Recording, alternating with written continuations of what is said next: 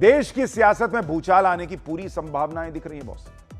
एक तरफ पीएम मोदी विदेशी दौरे निपटाकर लौट चुके हैं, उधर नेता विपक्ष भी राहुल गांधी वो विदेश यात्रा वाले अज्ञातवास से लौट आए हैं, और तीसरा यह कि संसद का मानसून सत्र शुरू होने जा रहा है।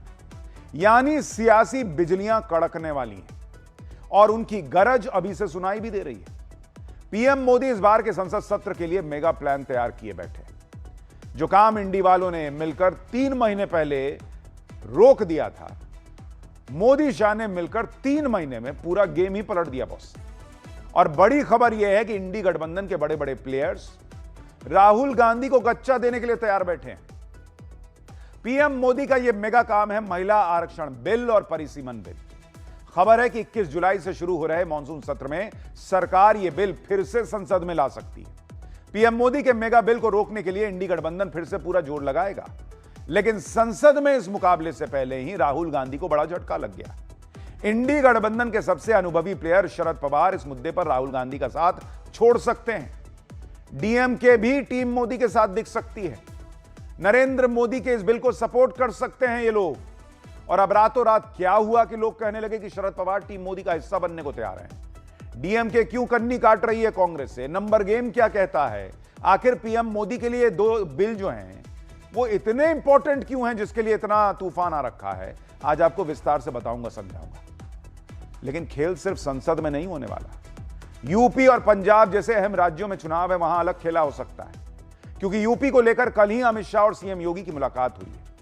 इधर पीएम मोदी पंजाब दौरे पर जाने वाले हैं। इस वक्त जब मैं आपको खबर बता रहा हूं, पीएम मोदी के घर पर अमित शाह, नरेंद्र मोदी और नितिन नवीन की बैठक चल रही है। यानी अगर आप देखेंगे तो संसद से लेकर राज्यों तक सबको सेट किया जा रहा है। उधर इंडी वाले अपने ही झगड़ों में उलझे हुए हैं। राहुल गांधी पंजाब कांग्रेस का विवाद सुलझाने में जुटे हैं। ममता बनर्जी के खिलाफ बगावत की नई खेप आ गई है बॉस। उद्धव ठाकरे से बागी होकर आए सांसद अमित शाह से मिल रहे हैं। कांग्रेस को डर है कि कहीं डीएमके भी पीएम मोदी के साथ ना चली जाए। यानी सीधे सीधे कहूं तो कुर्सी की पेटी बांध लीजिए।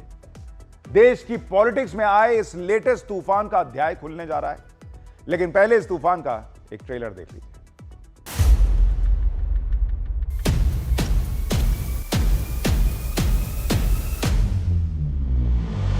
We will consider provided consider इंग्रजी में रिपीट करती है consider supporting if the 50% cap। उनको मालूम है कल पिछले टाइम गलती किया और इसलिए उनको अभी कुछ अच्छी बात सोची होगी। लिमिटेशन के बहाने ये सभी प्रमुख नेताओं को ठिकाने लगाना चाहते हैं। ठिकाने लगा करके इनका असली मकसद संविधान को बदलना है। गुड्डी के खेल नहीं है।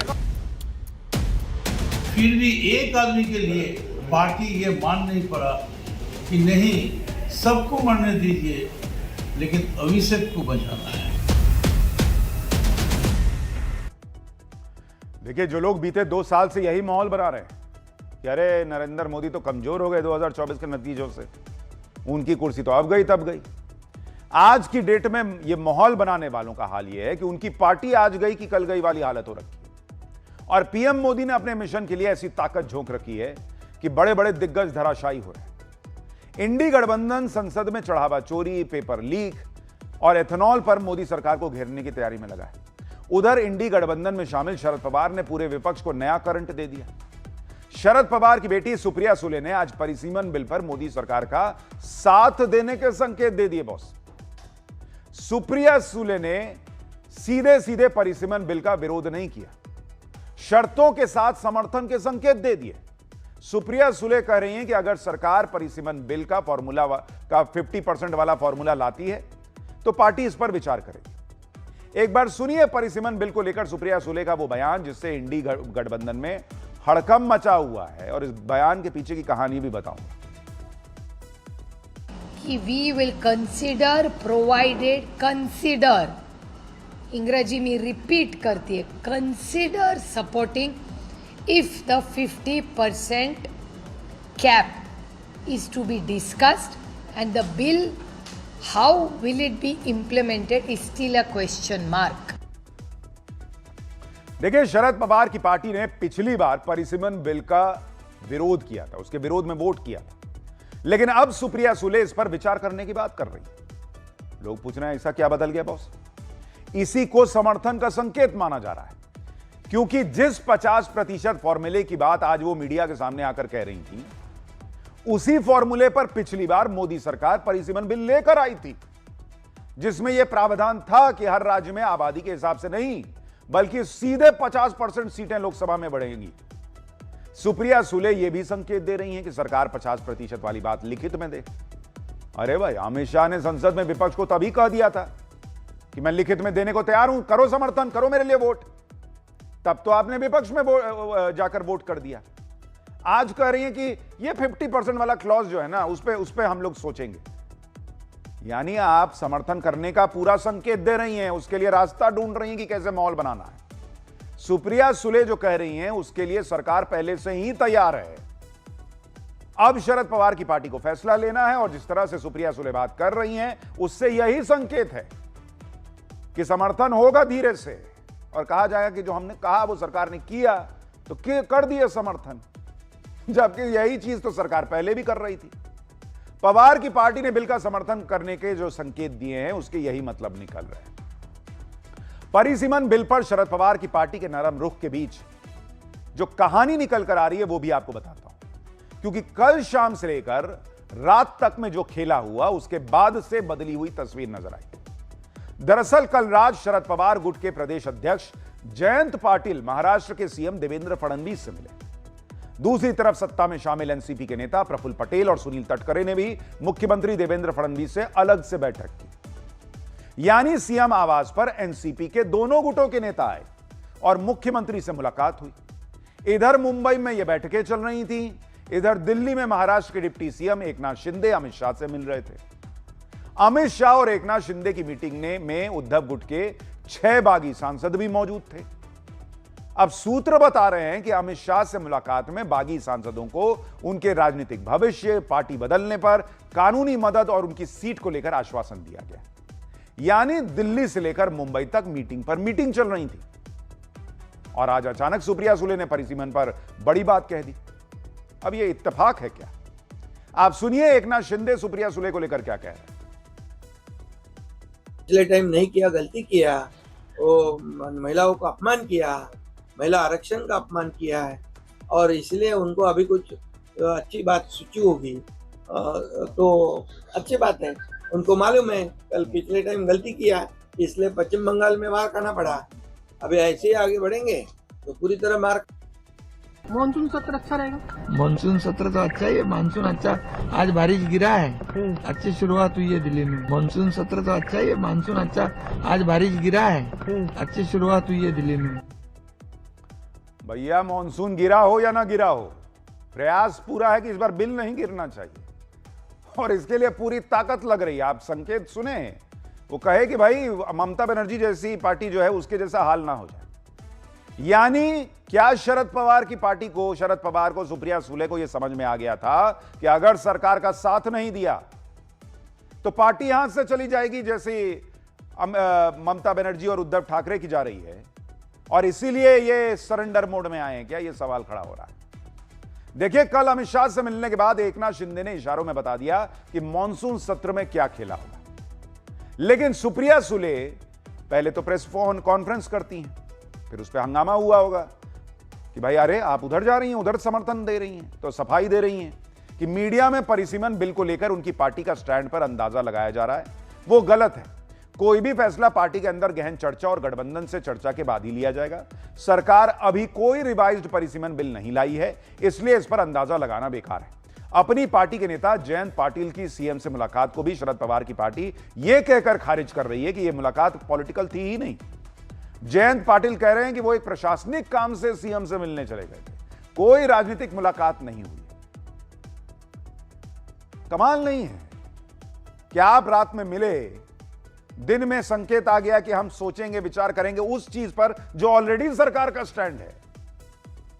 सुप्रिया सुले और जयंत पाटिल के बयानों से तो यही लग रहा है कि सब स्पेकुलेशन है, लेकिन पता सबको है बॉस कि शरद पवार इतनी आसानी से पत्ते खोलते नहीं है। वो इंडी गठबंधन को भी उलझा कर रखे हुए हैं और एनडीए को भी, क्योंकि उनकी पार्टी की कांग्रेस में विलय की चर्चा उड़ती है। कभी यह चर्चा होती है कि शरद पवार तो एनडीए में चले जाएंगे। बीच में यह चर्चा भी थी कि पवार की पार्टी के सांसद विधायक एनडीए में जाने के लिए पक्ष में हैं। इसलिए कुछ लोग यह भी कह रहे हैं कि पवार इंडी गठबंधन में रहकर संसद में पीएम मोदी को सपोर्ट कर सकते हैं, जिससे उनकी पार्टी टूटने से भी बच जाए, इंडी के साथ भी बने रहें और नरेंद्र मोदी का जो काम है वो भी हो जाए। सुप्रिया सुले परिसीमन बिल पर समर्थन से भी पल्ला झाड़ लें, लेकिन खुद सुप्रिया सुले ने यह माना है कि पिछली बार जब इस बिल को लेकर सरकार से बात हुई थी तो उनकी पार्टी, अखिलेश यादव की पार्टी और डीएमके का रुख 50% फॉर्मूले को लेकर पॉजिटिव था। यानी क्या अखिलेश यादव और डीएमके भी कांग्रेस को गच्चा देंगे क्या इस सत्र में? सुनिए सुप्रिया सुले क्या कह रही हैं। कोई भी चर्चा डिलिमिटेशन के बारे में ना हमने किसी से की है ना किसी ने हमसे की। तो जब बिल आएगा तब हमारा स्टैंड होगा, लेकिन जो भी बिल आएगा हमें विस्तार से इंडिया अलायंस में चर्चा करेंगे। हमारी जो चर्चा हुई थी उसके बारे में मैंने कई लोगों से उसमें चर्चा की थी। तब डीएमके हो, हम हो, सपा हो, 50% के बारे में हम सोचेंगे, ऐसा हमने कहा था अभी जो सत्ता में है उनको, लेकिन वो बिल में नहीं आया, इसलिए वो बिल तो गिर गया। सुप्रिया सुले कह रही हैं कि उनकी पार्टी और डीएमके का तब पॉजिटिव रुख था, लेकिन उस वक्त डीएमके ने बिल का कड़ा विरोध किया था। तब तमिलनाडु में विधानसभा चुनाव होने थे, अब चुनाव हो चुके, डीएमके कांग्रेस का झगड़ा हो चुका, डीएमके ने इंडी गठबंधन से दूरी बना ली। इसलिए कांग्रेस इस टेंशन में है कि कहीं आने वाले सत्र में डीएमके भी मोदी सरकार का साथ ना दे दे। इसे लेकर कांग्रेस के वरिष्ठ नेता पी चिदम्बरम ने कहा है कि बीजेपी संसद में फिर से महिला आरक्षण बिल को लागू करने वाला बिल लाने वाली है। पी चिदम्बरम कह रहे हैं कि टीएमसी को तोड़ने के बाद बीजेपी शरद पवार की एनसीपी और डीएमके को अपने पाले में करने की कोशिश कर रही है। उन्हें उम्मीद है कि एनसीपी और डीएमके अपने स्टैंड पर पहले की तरह कायम रहेंगे। अपनी सोशल मीडिया पोस्ट में पी चिदम्बरम ने एमके स्टालिन और सुप्रिया सुले को भी टैग किया। अब डीएमके वाले पूछेंगे कि आप तो अपने स्टैंड पे कायम रहे नहीं, चुनाव मेरे साथ लड़े, जाके वहां सरकार में हिस्सा बन गए, हमको तो कोहनी मार दिए, हमसे स्टैंड की बात करते हैं। लेकिन यह पोस्ट दिखाता है कि कांग्रेस में घबराहट है कि कहीं ये दोनों पार्टियां नरेंद्र मोदी के साथ न चली जाए। इसलिए आज सुप्रिया सुले की प्रेस कॉन्फ्रेंस से पहले कल रात को ही पी चिदम्बरम ने सुप्रिया सुले को टैग करते हुए सोशल मीडिया पोस्ट किया था। आप देखिए कि कांग्रेस इतनी टेंशन में है कि उसके नेता अब यह माहौल बना रहे हैं कि नरेंद्र मोदी तो संसद में 2/3 बहुमत इसलिए जुटा रहे ताकि संविधान बदल सके। सुनिए एक बार इनको, फिर आपको पूरा गणित भी समझाता हूं। डिलिमिटेशन के बहाने ये सभी प्रमुख नेताओं को ठिकाने लगाना चाहते हैं और इन्हें ठिकाने लगा करके इनका असली मकसद संविधान को बदलना है। इनका असली मकसद देश को उसी हालात में लेकर जाना है जो देश गुलामी की जंजीरों में जकड़ा हुआ। इनका मूल है कि संविधान को बदल दें और संविधान की जो मूल भावनाएं हैं उनको ये चकनाचूर करेंगे। आज नहीं तो कल अगर मौका मिला तो जब देश की जनता ने सरकार तो दी लेकिन संविधान ना बदलने का एक आदेश भी दिया, तो ये उसके विपरीत आज ये जमावड़ा इकट्ठा कर रहे हैं और पैसा और डराना और सरकार के बल का दुरुपयोग करना, ये पुराने इनके हथकंडे रहे। देखिए, कांग्रेस माहौल बना रही है कि संविधान बदलने की तैयारी है, क्योंकि अब इन्हें खुद इंडी से सपोर्ट नहीं मिल रहा। लेकिन परिसीमन जरूरी है, इसको इंडी के अंदर ही बाकी पार्टियां समझ रही हैं। यह परिसीमन का खेल क्या है ये आगे बताऊंगा, लेकिन परिसीमन बिल को कैसे रोका जाए कांग्रेस इसमें लगी है। पिछली बार तो इंडी वालों ने नंबर गेम में बाजी मार ली थी, इस बार नंबर गेम बदल गया है, क्योंकि पिछले आप देखेंगे 2-3 महीने में बहुत कुछ हुआ है। परिसीमन वाला बिल पास कराने के लिए 2/3 बहुमत चाहिए, यानी 360 सांसद की जरूरत है लोकसभा में। अब समीकरण क्या बन रहा है, जरा अगर आप इसको देखेंगे कि लोकसभा के अंदर क्या समीकरण बन रहा है तो आपको समझ में आएगा कि पूरा खेल क्या है। जैसे अगर आप देखें कि लोकसभा, उसके अंदर जो एनडीए है उसके पास आज की डेट में कितने सांसद हैं? 292, यानी अभी भी 68 वोट कम है। लेकिन कहानी यहां से शुरू होती है, टीएमसी के बागी इसमें जोड़िए, वो टीएमसी के बागी अगर इसमें आप जोड़ेंगे तो उनकी संख्या है 20। फिर आएंगे उद्धव के बागी, उनकी संख्या, उद्धव के बागियों की संख्या है 6। इसके बाद आती है कांग्रेस ने जिसको कोहनी मारी, डीएमके, उनकी संख्या है 22। और फिर पवार की पार्टी, शरद पवार की पार्टी जो है उनके सांसदों की संख्या है 8। अब अगर आप इन सब को जोड़ दीजिए तो कुल बैठता है 348 आज की डेट में। यानी अभी भी एनडीए के पास -12 का काम है, यानी 12 वोट उनको और चाहिए। और इसके लिए छोटे दलों को साथ लाने की कोशिश की जाएगी, जिसमें वाईएसआर कांग्रेस है, वीसीके है, आरएलपी है, अकाली दल है, निर्दलियों से बात हो सकती है। यानी ये 12 कोई बहुत बड़ा चैलेंज नहीं होगा और संभव है कि सरकार जो है वो अपना नंबर जो है वो लोकसभा में हासिल कर ले। आप देखिए कि इधर ये सब चल रहा है, उधर पीएम मोदी बड़े प्लान पर भी काम कर रहे हैं। आज पीएम मोदी के घर पर बड़ी मीटिंग हुई है। मीटिंग में अमित शाह और बीजेपी अध्यक्ष मौजूद रहे। इसके अलावा बीजेपी के राष्ट्रीय महासचिव बीएल संतोष भी वहां मौजूद हैं। इस मीटिंग को लेकर मायने निकाले जा रहे हैं कि क्या कुछ बड़ा होने वाला है। यानी जिस परिसीमन की बात हो रही है उसको लेकर गहमा गहमी बहुत तेज है। और यह परिसीमन होता क्या है, क्यों नरेंद्र मोदी का इस पर इतना फोकस है? देखिए, परिसीमन से लोकसभा के इलाके को रीड्रॉ किया जाता है, यानी नए सिरे से लोकसभा क्षेत्र की बाउंड्रीज तय होती है। नए सिरे यह तय करते हैं कि एक लोकसभा में कितनी और कौन सी विधानसभाएं आएंगी। यह तय किया जाएगा कि कौन सी नई लोकसभा सीट बनेगी।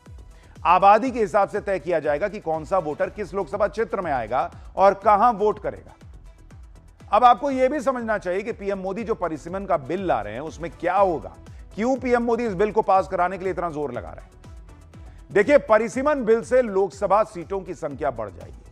अभी 543 है, इसको बढ़ाकर 815 से 850 ले जाना है। जब नए परिसीमन से सीटों की संख्या बढ़ जाएगी, उसके बाद बढ़ी हुई सीटों में 33% सीधा महिला आरक्षण लागू हो जाएगा। लेकिन विपक्ष इस बात पर अड़ा है कि महिला आरक्षण को परिसीमन में मत जोड़ो, मौजूदा सीटों में ही आरक्षण लागू कर दो। लेकिन सरकार कह रही है कि आज नहीं तो कल परिसीमन तो होना है। बढ़ी हुई आबादी के हिसाब से सीटें बढ़ेंगी तो क्या फिर ये आरक्षण के ढांचे को बदलेंगे क्या? अब आप यह भी समझिए कि परिसीमन की प्रक्रिया की जरूरत क्यों महसूस की जा रही है, क्यों सीटों की संख्या को बढ़ाने पर इतना जोर है। देखिए, अगर आप इसको देखेंगे पूरी तरह से कि क्या स्थिति थी तो आपको समझ में आएगा कि क्यों यह जरूरी है।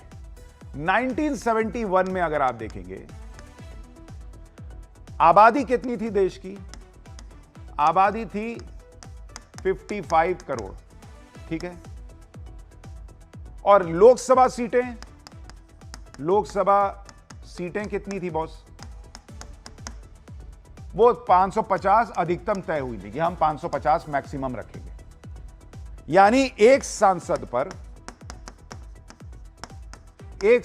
पर 10 लाख आबादी थी कि भाई 10 लाख आबादी का आप प्रतिनिधित्व करेंगे और आप देखेंगे कि कैसे उनके लिए काम करना है। ये 1971 में तय हुआ।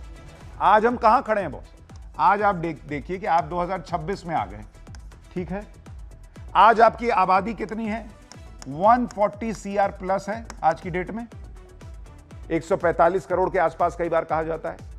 लोकसभा सीटें आज की डेट में भी 550 पर ही अटकी हुई हैं और एक सांसद पर जो आबादी थी वो बढ़कर 25-26 लाख हो चुकी है बॉस। एक सांसद बताइए 25-26 लाख लोगों का प्रतिनिधित्व कर रहा है। तो नरेंद्र मोदी यही कह रहे हैं कि भाई सीटों की संख्या बढ़ाओ, एक सांसद पर कम आबादी का बोझ रहेगा, ज्यादा काम कर पाएगा उनके लिए, ज्यादा लोगों से मिल पाएगा, ज्यादा उनके लिए सोच पाएगा। हां, दक्षिण के राज्यों में यह आंकड़ा कम हो सकता है, लेकिन बिहार और यूपी में 25 से 26 लाख आबादी पर एक सांसद है। यह मोटा मोटा एस्टिमेट है।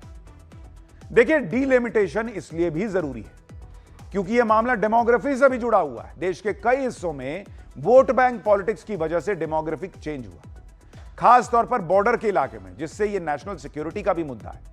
और जो डेमोग्राफी चेंज हुई उसे लेकर नरेंद्र मोदी लगातार बड़े मिशन में लगे हैं। अमित शाह ने हाल ही में डेमोग्राफी चेंज पर बनी हाई लेवल कमेटी के साथ मीटिंग की थी। फिर उन्होंने बॉर्डर जिलों के पुलिस अधिकारियों के साथ भी बड़ी मीटिंग की थी। इस सबसे बड़े मिशन के लिए नरेंद्र मोदी, अमित शाह ने पूरी ताकत झोंक दी क्योंकि वो ये डेमोग्राफी चेंज करना चाहते हैं।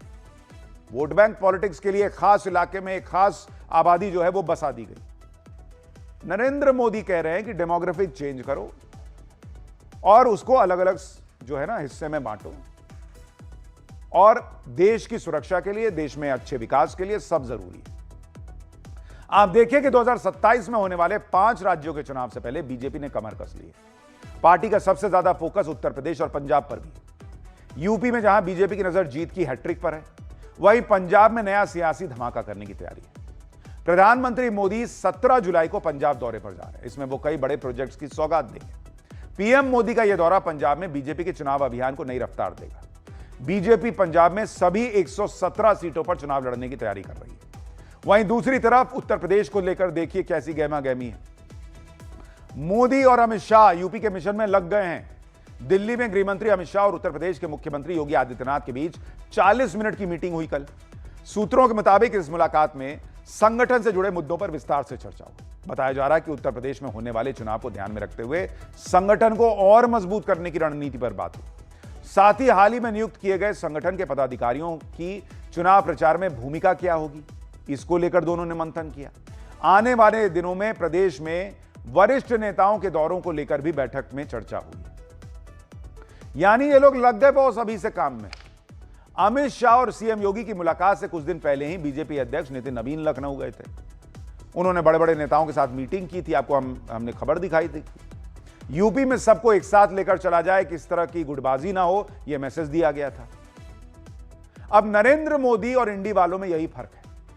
नरेंद्र मोदी बार बार जीत के बाद भी रुक नहीं रहे, चुनाव से बहुत पहले से काम में लग जाते हैं। वहीं इंडी वाले हार के बाद भी सीखने को तैयार नहीं। पंजाब में कांग्रेस में गजब घमासान मचा हुआ है। एक तरफ पूर्व सीएम चरणजीत सिंह चन्नी है, दूसरी तरफ बाकी नेता। पूरा घमासान इस बात पर चल रहा है कि मौजूदा प्रदेश अध्यक्ष अमरिंदर सिंह राजा वंडिंग को अब बदला जाए, लेकिन कांग्रेस की लीडरशिप कोई फैसला ही नहीं ले पा रही। कांग्रेस के महासचिव और पंजाब प्रभारी भूपेश बघेल ने तो यहां तक कह दिया कि नेतृत्व बदलना कोई गुड्डा गुड़िया का खेल नहीं है। सुनिए भूपेश बघेल को। और पंजाब में सभी नेताओं से मेरी मुलाकात हुई। पीसीसी में भी बैठ के हुई, 1-to-1 किया, फिर ब्रेकफास्ट, लंच, डिनर भी पॉलिटिक्स हुई। सबसे मुलाकात मैंने की है और उसके बाद वो रिपोर्ट है जीएसओ केसी वेणुगोपाल जी को मैंने रिपोर्ट सौंप दी। क्या नेतृत्व परिवर्तन की कोई गुंजाइश? क्या नेतृत्व परिवर्तन की कोई गुंजाइश? मैं पहले ही बोल चुका हूँ आपसे, 1-to-1 किया, वहाँ इंटरव्यू आपने दिया, गुड्डा गुड्डी के खेल नहीं है। देखिए कांग्रेस के अंदर इतना बड़ा घमासान मचाना है, लेकिन ये सब रायता समेटने की जगह पर कांग्रेस का पूरा फोकस राहुल गांधी की पॉलिटिक्स चमकाने में है। देहरादून में 17 जुलाई को होने वाले राहुल गांधी के कार्यक्रम छात्रों की गूंज को लेकर कांग्रेस ने बवाल कर दिया।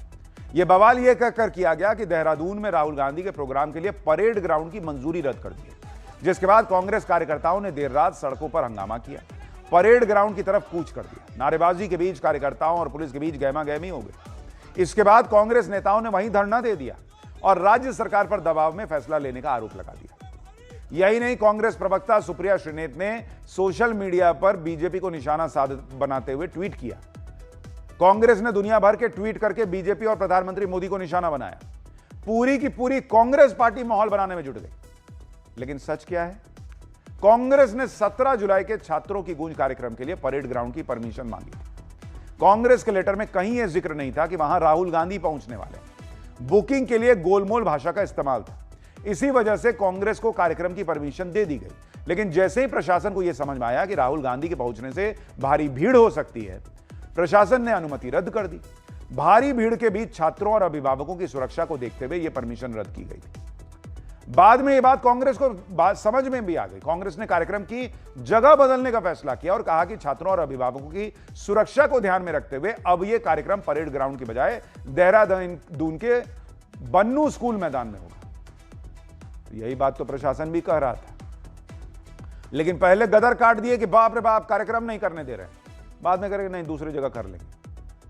कांग्रेस का फोकस सिर्फ राहुल गांधी पर है, फिर चाहे राहुल गांधी के चेहरे पर कांग्रेस कितना ही चुनाव आरती रहे। वहीं बीजेपी एक एक सीट के लिए कैसे ताकत लगाती है, आप इसको समझिए। दोनों की पॉलिटिक्स का अंतर देखिए, तभी रिजल्ट में अंतर है। पटना के बांकीपुर में उपचुनाव होना है, वो बीजेपी अध्यक्ष नितिन नवीन की सीट थी। फिर भी देखिए कि बांकीपुर उपचुनाव के लिए बीजेपी ने 40 स्टार प्रचारकों की फौज लगाई है बॉस। बीजेपी अध्यक्ष नितिन नवीन प्रचार करेंगे, सीएम सम्राट चौधरी, नित्यानंद राय, गिरिराज सिंह, रविशंकर प्रसाद, मंगल पांडे, मनोज तिवारी, पवन सिंह, मैथिली ठाकुर। भाई साहब 40 स्टार प्रचारक लगा दिए एक उपचुनाव के लिए। इस जज्बे के साथ राजनीति करना इंडी वालों के बस की बात फिलहाल नहीं दिख रही और इसीलिए ये हारते हैं। इंडी वाले अपनी अपनी पार्टी को ही नहीं संभाल पा रहे। ममता बनर्जी की टीएमसी को झटके पे झटके लगते जा रहे हैं। इस बार तो ममता के बेहद खास रहे तृणमूल कांग्रेस के वरिष्ठ नेता और पूर्व मंत्री मदन मित्रा ने पार्टी से इस्तीफा दे दिया भाई। अब वो ऋतव्रत बनर्जी के नेतृत्व वाले बागी खेमे में चले गए। मदन मित्रा जो कभी ममता बनर्जी के सबसे भरोसेमंद नेताओं में गिने जाते थे, अब खुलकर पार्टी नेतृत्व पर सवाल उठा रहे हैं। दावा कर रहे हैं कि पार्टी अंदर से कमजोर हो चुकी है, हालात इतने बिगड़ चुके हैं कि नाव डूब चुकी है। और वो भी वही आरोप लगा रहे हैं कि भतीजे के चक्कर में पूरी पार्टी डुबा दी ममता बनर्जी ने। लेकिन हम लोग अभिषेक बनर्जी को बताए थे कि आप कुछ दिन के लिए आप छोड़ दीजिए, 6 महीने